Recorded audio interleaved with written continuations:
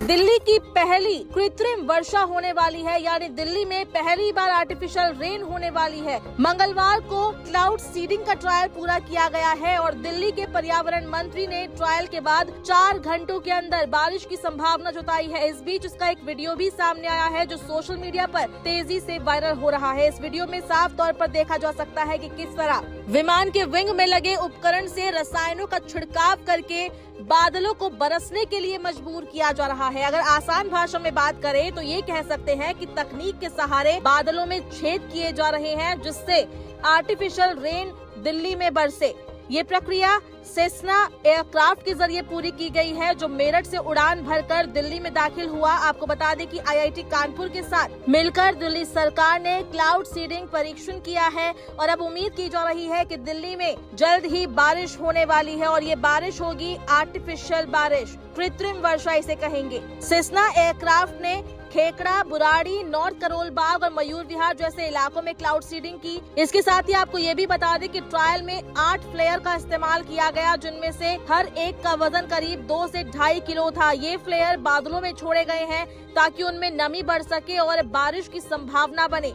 पूरी प्रक्रिया आधे घंटे तक चली और हर फ्लेयर करीब 2.5 मिनट तक सक्रिय रहा। मौसम विभाग का अनुमान है कि आने वाले 4 घंटे के अंदर कभी भी बारिश हो सकती है। आपको ये भी बता दें कि पिछले हफ्ते बुराड़ी के आसमान में विमान ने एक परीक्षण उड़ान भरी थी। परीक्षण के दौरान विमान से कृत्रिम वर्षा कराने वाले सिल्वर आयोडाइड और सोडियम क्लोराइड यौगिकों की सीमित मात्रा का छिड़काव किया गया था। हालांकि बारिश वाले बादलों का निर्माण करने के लिए हवा में कम से कम 50% नमी होनी चाहिए, लेकिन नमी 20% से भी कम होने की वजह से बारिश नहीं हुई। मंगलवार को भी नमी की मात्रा कम पाई गई है, इसलिए बारिश की संभावना ज्यादा नहीं है, लेकिन ये कहा जा रहा है कि 4 घंटे के अंदर बारिश हो सकती है। दिल्ली में दिवाली से पहले और दिवाली के बाद से लगातार हवा खराब होती जा रही है। एयर क्वालिटी इंडेक्स 300 से ऊपर जा चुका है। काफी धुंध रही है। प्रदूषण को कंट्रोल करने के लिए दिल्ली में कृत्रिम बारिश का ट्रायल कराया गया था और इसी के तहत पहली बार कृत्रिम बारिश आज दिल्ली में कराई जा रही है। आपको बता दें कि दिल्ली में पहली बार ये आर्टिफिशियल रेन करवाई जा रही है।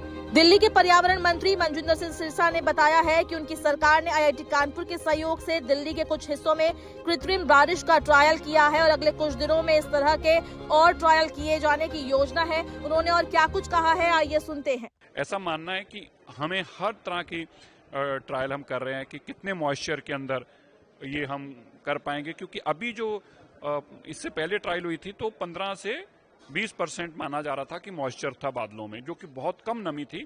इसके अंदर अगर हम कामयाबी हासिल करते तो ये अपने आप में एक ऐतिहासिक कामयाबी होगी। आईआईटी कानपुर काफी बड़े स्तर पर सैंपल्स को इकट्ठा कर रहा है, उनकी ग्राउंड में टीम्स भी काम कर रही हैं। दूसरी क्राउड सीडिंग के लिए भी ये जो पहली क्राउड सीडिंग थी ये मेरठ से चलकर और करोलबाग तक के आसपास के एरिया में डाउन ऑफ द करोलबाग तक गई थी, बुराड़ी इलाके के अंदर भी, और ये हमारा जो पीछे का एरिया जितना है इसके अंदर वो करके गए थे। अभी की जो है अभी थोड़ी देर तक जानकारी आएगी कि एयरक्राफ्ट किस किस एरिया में जाकर गया है।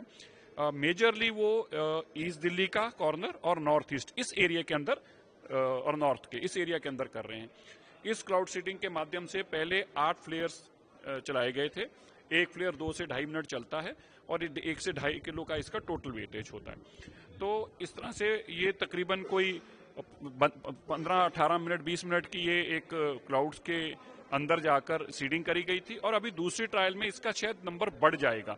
तो अभी दिल्ली के अंदर अभी जो शाम को दूसरी ट्रायल होगी इसका रिजल्ट भी थोड़ी देर में पता चलेगा, जो भी आपको जानकारी मिलेगी, और शाम को जो इसकी कंक्लूजिंग रिपोर्ट होगी, क्या हुआ, कितने बादल थे, क्या AQI था, AQI में अंतर आया, क्या आया, ये सारी की सारी आईआईटी शाम को जारी करेगी। जी, मैं बधाई देता हूँ, ये अपने आप में एक बहुत ऐतिहासिक कदम है।